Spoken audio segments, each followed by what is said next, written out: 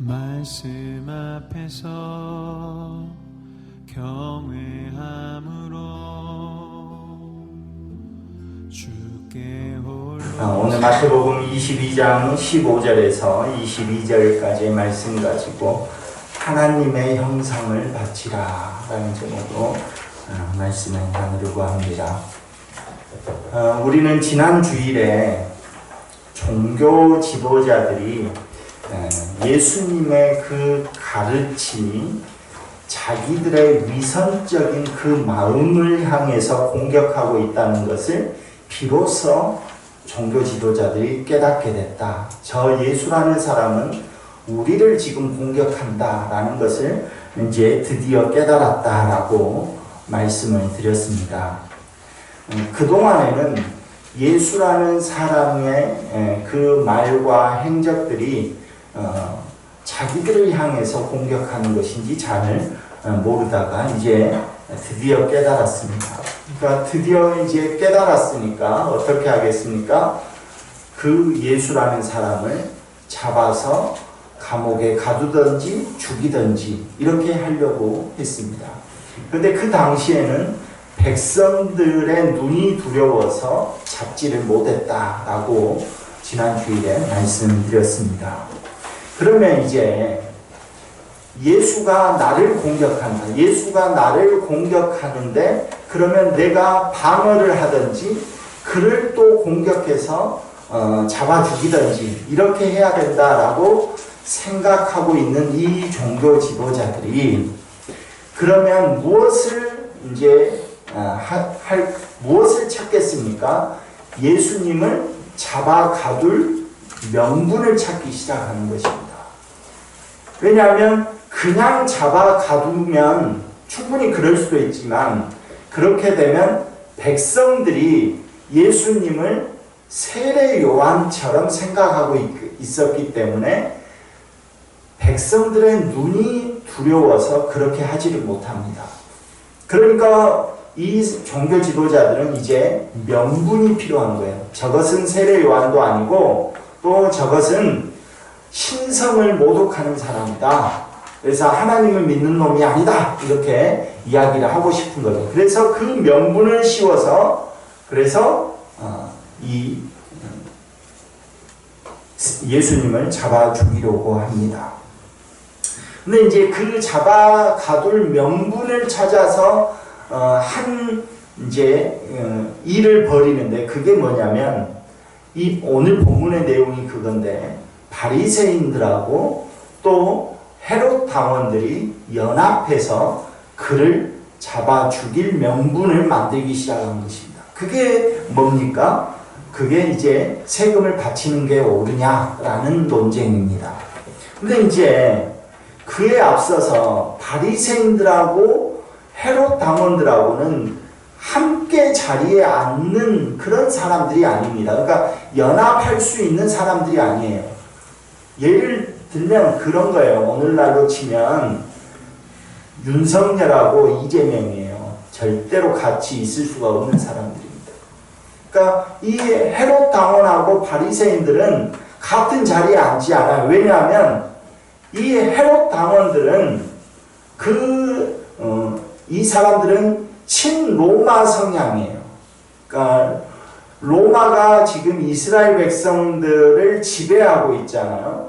그런데 친로마 정부를 세운 사람들이 헤롯이에요. 그 헤롯 당원들이니까 친로마 성향이죠. 그런데 바리새인들은 반로마 세력이에요. 왜냐하면 친로마, 즉 로마의 황제가 신이다라고 생각하는 그런 사람들이 바로 이 헤롯 당원들이고 또 그 당시에 로마 황제도 자기가 신이다라고 백성들을 지배했기 때문이에요. 그렇기 때문에 바리새인들은 신성을 모독하는 그 헤롯 그리고 그 헤롯 당원들과 자리를 같이 할 수가 없습니다. 친로마와 반로마 이 같이 있을 수가 없는 거죠. 이제 그런데 그럼에도 불구하고 지금 이 바리새인들하고 헤롯 당원들이 함께 무언가를 짜고 있다는 거예요. 함정을 파고 있다는 거예요.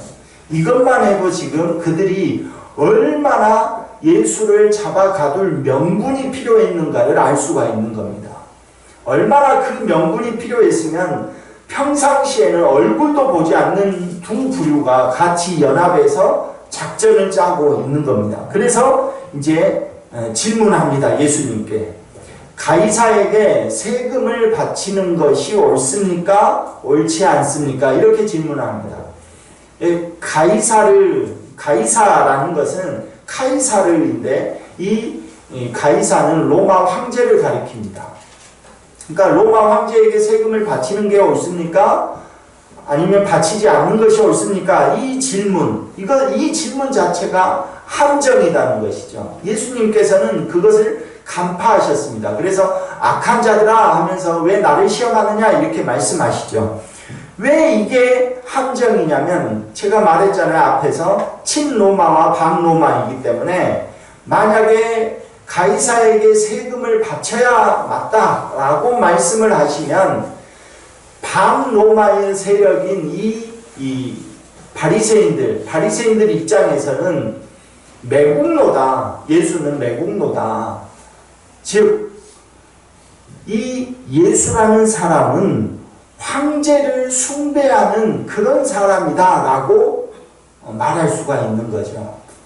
그러니까 황제를 숭배하고 하나님만 온전히 참 신인분이 하나님 한 분이다 라고 믿는 그 이스라엘 백성들에게 로마 황제가 참 신이다 라고 인정하는 꼴이 되니까 세금을 바치라고 하면, 그러니까 그렇게 되면 종교사범이 되는 거죠. 바리새인들 입장에서는. 그래서 종교사범이 되니까 그 사람을 잡아가둔 명분이 되죠. 반대로 세금을 바치지 말아야 된다, 바치면 안 된다 라고 말하면 이 헤롯 당원들에게 있어서는 이 사람은 뭐예요? 정치범이 되는 겁니다. 아니 지금 로마 정부에 세금을 내지 말아야 한다고? 이거는 반역이죠. 반역을 꾀하는 겁니다. 그래서 정치사범으로 걸리게 되어 있어요. 그러니까 어느 쪽을 이야기하더라도 지금 이 질문에 답을 하는 순간 예수님은 가두는 그런 명분을 주게 되는 겁니다. 그래서 예수님께서는 지금 먼저 그들에게 말씀을 한 가지 요청을 합니다. 그 세금을 바치는 게 옳으냐 옳지 않냐 라는 것을 말하기 이전에 그들에게 요청하는 것이 있는데, 한 가지가 있는데 그게 뭐냐면, 야 너희들이 그러면 세금을 바칠 그 돈을 나한테 가져와 봐라 라고 요청을 합니다. 너희들이 무슨 세금을 내려고 하냐? 세금 낼 돈을 나한테 가져와라 이렇게 말씀하시죠. 19절에 세금 낼 돈을 내게 보이라 이렇게 말씀하시는 것이 그겁니다. 그러면 이제 세금 낼 돈을 가져올 것 아닙니까? 그런데 세금 낼 돈을 무엇을 가져왔냐고 오늘 말씀에서 말합니까?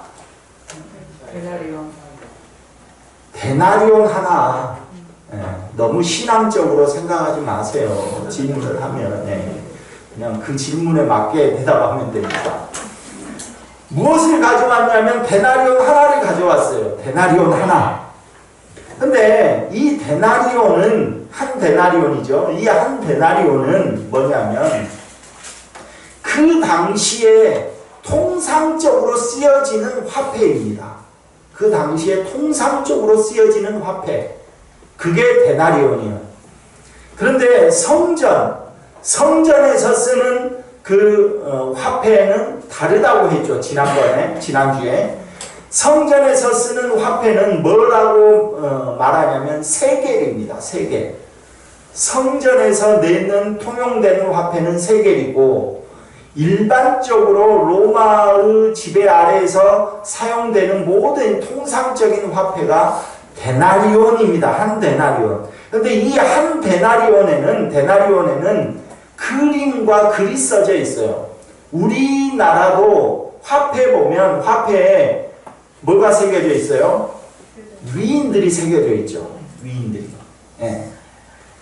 그런 것처럼 이 한 데나리온에는 그 글과 그림이 쓰여져 있습니다. 잠깐 이미지 한번 볼까요? 우리 이게 한 데나리온입니다. 이게 한 데나리온. 여러분 보시기에 오른쪽으로 된 그림이 이 한 데나리온 앞면입니다. 앞면. 이 한 데나리온 앞면인데 얼굴이 새겨져 있죠. 저 사람이 로마 황제 가이사입니다. 가이사. 그런데 그 가이사 주변으로 글귀가 쓰여져 있죠. 그 글귀가 뭐라고 쓰여져 있냐면 카이사르 아우구스투스 티베리우스라고 쓰여져 있습니다. 그러니까 이것은 뭐냐면 신의 아들 티베리우스 황제라는 것입니다. 아예 글이 신의 황제, 신의 아들이라는 거예요. 신의 아들. 신의 아들 티베리우스 황제. 그러니까 저 동전에 새겨진 그 로마 황제의 이름은 티베리우스예요. 티베리우스 황제입니다. 그런데 그가 누구라고 새겨져 있냐면 신의 아들이라고 새겨져 있어요. 그 옆에는 이 동전의 뒷면입니다. 뒷면. 한 데나리온의 뒷면인데 여자 그림이 새겨져 있죠. 이 여자는 티베리우스 황제의 어머니입니다. 어머니. 그리고 그 옆에 또 글귀가 쓰여져 있죠. 뭐라고 쓰여져 있냐면 폰티펙스 막시무스라고 쓰여져 있습니다. 폰티펙스 막시무스. 이것은 무슨 뜻이냐면 대제사장 신의 대리인이 평화를 내린다라는 뜻입니다. 그러니까 이 여인은 신의 대리인이에요. 신의 대리인. 신의 대리인이 평화를 내리는 거예요. 그러니까 이 동전의 의미는 뭐냐면, 통상적으로 쓰여지는 이 동전의 의미는 뭐냐면 평화를 누가 주느냐? 로마 황제인 내가 주는 것이고, 신의 아들인 내가 주는 것이고, 또 신의 대리인인 나의 어머니가 주는 것이다. 평화는. 이게 이 한 데나리온에 새겨진 뜻입니다. 그러니까 이것은 유대인들 입장에서 보면 신성모독이죠. 참신인 하나님만 믿는데 그 하나님을 신이라고 우리는 믿고 있는데 지금 로마 황제니까 자기가 참신이고 신의 아들이고 그의 어머니가 평화를 내린다고 이렇게 아예 동전에 새겨놨어요.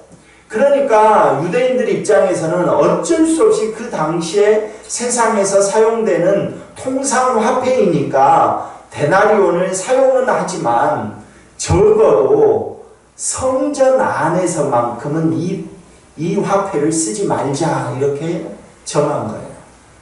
그래서 이 화폐를 쓰지 말고 우리가 따로 성전 안에서만큼은 하나님이 계신 곳 성전 안에서만큼은 이 화폐는 쓰지 말고 세겔이라는 그 화폐를 쓰자라고 해서 그래서 지난주에 나왔던 환전상이 필요했던 거예요. 통상 화폐를 가지고 성전에 가서 헌금을 낼 수 없어요. 그러니까 그것을 환전상에게 가가지고 환전해서 세겔로 환전해서 헌금을 내는 겁니다. 이해되셨습니까? 네, 그렇습니다. 자, 이제 그 한 데나리온을 가져왔어요. 예수님이 딱 그거를 봤어요. 예수님이 그거를 보고 뭐라고 말합니까? 돈에 새겨진 형상과 이 글귀가 누구의 것이냐라고 말해요. 누구 것입니까? 가이사잖아요. 가이사. 이 형상이 가이사. 그러니까 예수님께서 말씀하시기를 뭐라고 말합니까? 가이사의 것은 가이사에게. 너무나 당연한 말을 하는 겁니다. 가이사의 것은 가이사에게 바쳐라 라고 말씀하시는 것이죠. 그런데 거기에서 끝마치지 않죠. 그 다음에 뭐라고 말씀하십니까? 네, 하나님의 것은 하나님께. 가이사가 새겨진 글귀 그것은 세금을 바쳐라 가이사에게. 그러나 하나님의 것은 하나님에게. 제가 지금 가이사의 것은 가이사에게, 하나님의 것은 하나님에게 라고 할 때 가운데 접속사 하나를 썼죠. 뭐라고 제가 말했죠? 접속사를?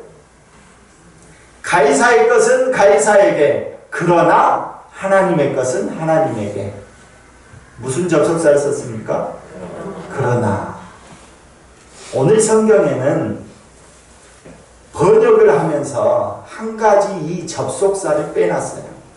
그게 바로 카이라는 단어입니다. 이게 그러나, 원래는 그리고인데 문맥의 형식상 그러나로도 해석을 합니다. 그러니까 가이사의 것은 가이사에게 바치고 그러나 하나님의 것은 하나님에게 바치라는 거죠. 그러면 예수님께서 말씀하시기를 한 데나리온의 이 형상과 글귀는 누구의 것이냐 이렇게 질문을 했죠. 그랬죠? 네, 그렇습니다. 그런데 그렇다면 하나님의 것은 하나님에게 했을 때 하나님의 형상과 글귀가 새겨진 게 있어야 될 것 아니에요. 그렇죠?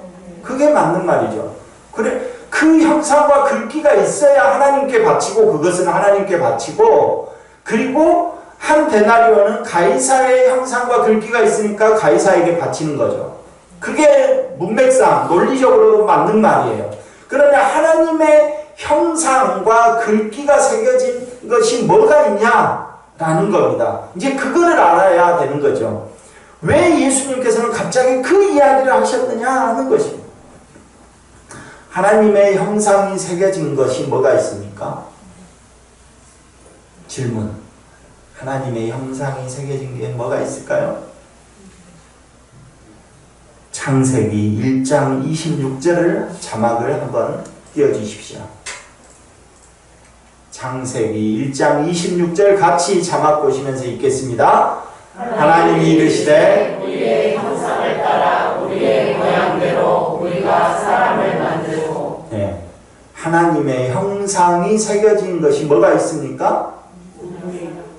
우리입니다. 우리.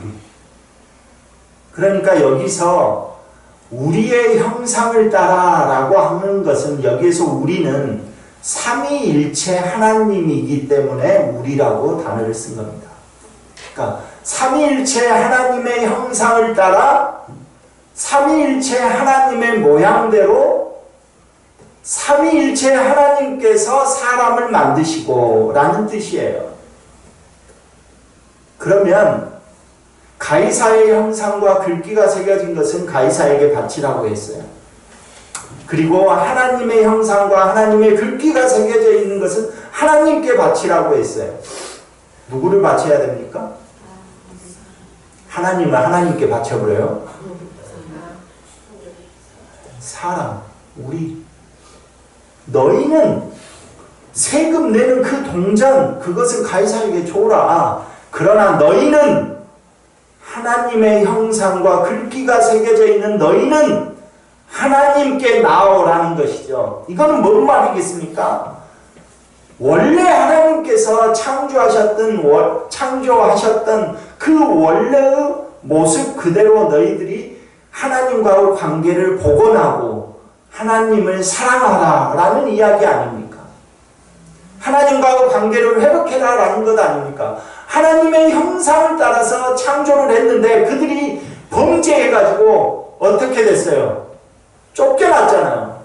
이제 하나님의 형상대로 지어진 너희는 하나님과의 관계를 회복하고 복원해야 된다. 다시 하나님께로 나아오라 라는 말씀인 것입니다.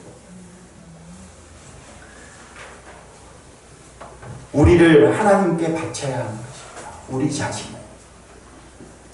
우리는 늘 잊어버려요. 우리가 하나님의 형상대로 지음받은 사람이라는 것을. 우리가 늘 하나님의 형상대로 지음받았기 때문에 항상 우리는 하나님의 것이라는 것을 잊어버립니다.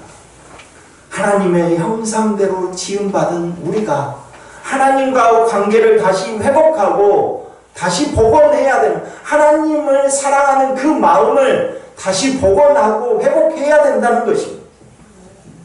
지금 이스라엘 백성들, 지금 특별히 바리새인들과 헤롯 당원들에게 말씀하시는 것이 그것입니다. 너희가 누리고 있는, 너희가 종교 지도자들로서 너희가 누리고 있는 그 기득권, 그 권세를 지키기 위해서 너희는 지금 하나님의 아들인 예수를, 하나님의 아들인 나를 잡아 죽이려고 하느냐? 그 위선의 가면을 다 벗어 던지고 원래 창조되었던 하나님의 모습, 하나님과의 그 관계 다시 회복해야 된다. 다시 복원하라 라고 최후 통첩을 하고 있는. 그렇다면 오늘 우리에게 예수님께서 이 말씀을 통해서 우리에게 주시는 것은 뭘까요? 오늘 우리에게 무엇을 요구하시는 것일까요?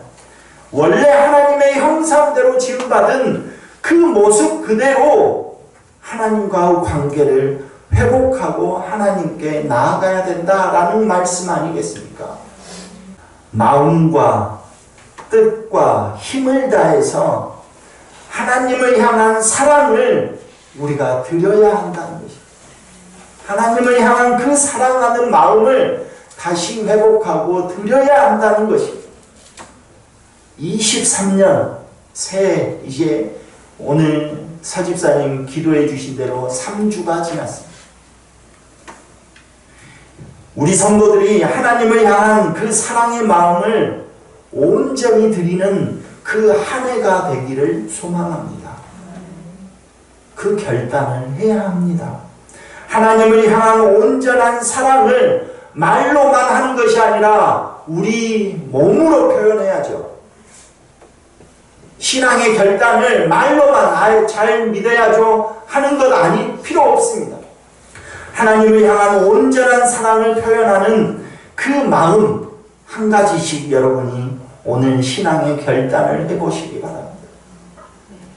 이제까지 내가 온전한 11조를 드리지 못했는데 내가 정말 그 금액이 부끄러워가지고 11조를 안 했는데 정말 하나님을 향한 뜨거운 사랑 그 하나 그것만 보고 그 사랑의 표현으로 내가 11조 해야지 하는 마음, 또는 이제까지 하나님이 나를 다 아시지, 그러니까 내가 기도 안 해도 하나님은 전지전능하신 분이어서 내가 기도 안 해도 하나님은 내 형편과 체리를 다 아시니까 그렇게 하면서 전혀 기도하지 않았던, 기도 자리에 나오지 않았던 분들이 있습니까?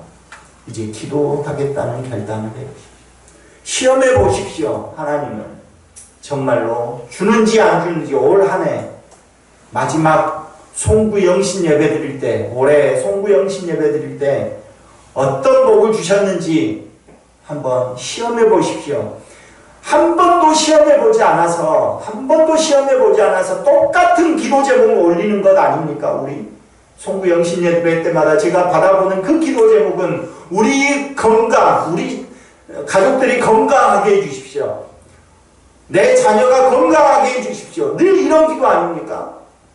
이제까지 건강하지 않았습니까? 한번 시험해 보십시오. 왜 시험도 안 해보고 늘 똑같은 기도 제목만 적으려고 하십니까? 그럴싸한 모습으로 포장해서 기도 제목 적는 거, 그런 거 별로 필요 없습니다. 말로만 하는 거 필요 없어요. 정말로 하나님 앞에서 결단을 해보십시오. 무엇으로 결단하든지 이번 한 해에는 하나님을 향한 그 우리의 사랑 때문에 교회도 부흥하고 성도들의 그 가정도 복을 받는 그런 귀한 은혜가 이번 한 해 동안 충만하기를 간절히 소망합니다.